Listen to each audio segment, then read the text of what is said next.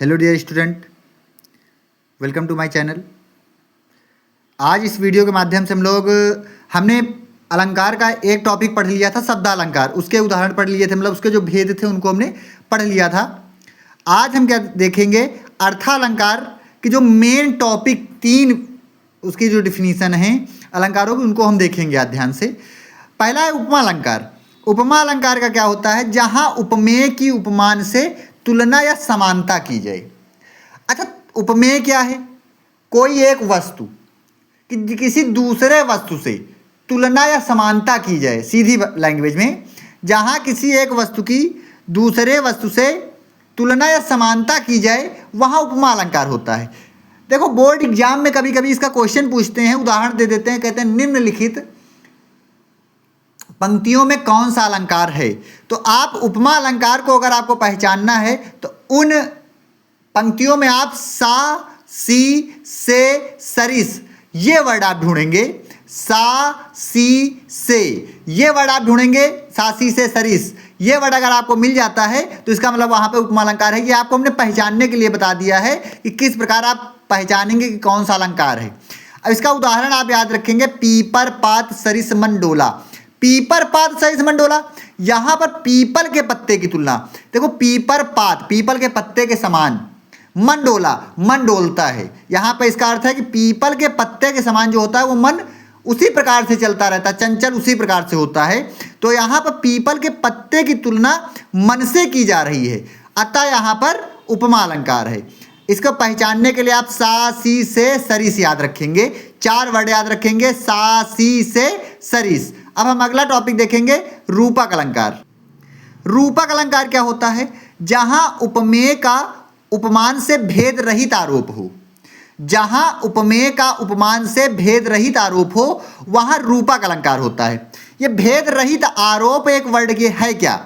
जैसे सपोज करिए, मानिए कि आपके सामने एक वाक्य लिखा हुआ है कि जीवन एक स्वप्न की तरह है। जीवन एक स्वप्न की तरह है। अगर जीवन एक स्वप्न की तरह, यहां पर जीवन की तुलना स्वप्न से की जा रही है। जब तरह लग गया तो इसका मतलब है कि समान है, मतलब जहां पर जीवन को स्वप्न के समान माना गया तो वहां तो उपमा अलंकार हो गया इस सेंटेंस में।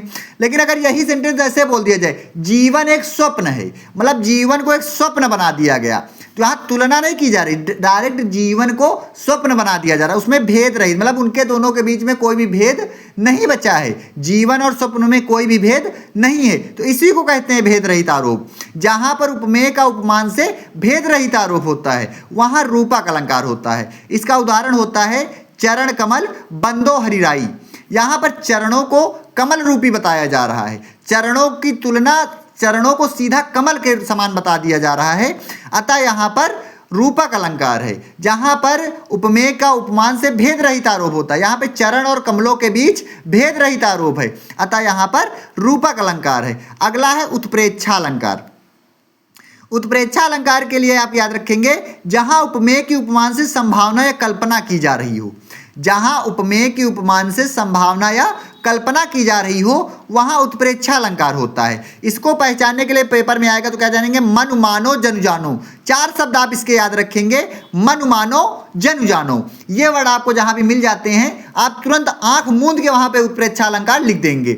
इसका उदाहरण होता है, सोहत ओढ़े पीठ पत श्याम सलोने गात, मनहु नीलमणि शैल पर आपत पर्यो प्रभात। तो मनु मानो, देखो मानो है ना, मनो मिल गया ये वर्ड, तो हमको यही ढूंढना है, मनु मानो जनु जानो। ये चार वर्ड आपको ढूंढने हैं, वहां उत्प्रेक्षा अलंकार होता है। इसका स्पष्टीकरण क्या होता है, यहां पर श्री कृष्ण के पीले वस्त्र पर सूर्य इस प्रकार प्रतीत हो रहे हैं जैसे मानो नीलमणि पर्वत पर प्रातःकालीन सूर्य की किरणें पड़ रही हों। तो यहां पर श्री कृष्ण के पीले वस्त्रों की संभावना नीलमणि पर्वत के साथ की जा रही है, जिस पर प्रातःकालीन सूर्य की किरणें पड़ रही हों, तो अतः यहां पर उत्प्रेक्षा अलंकार है।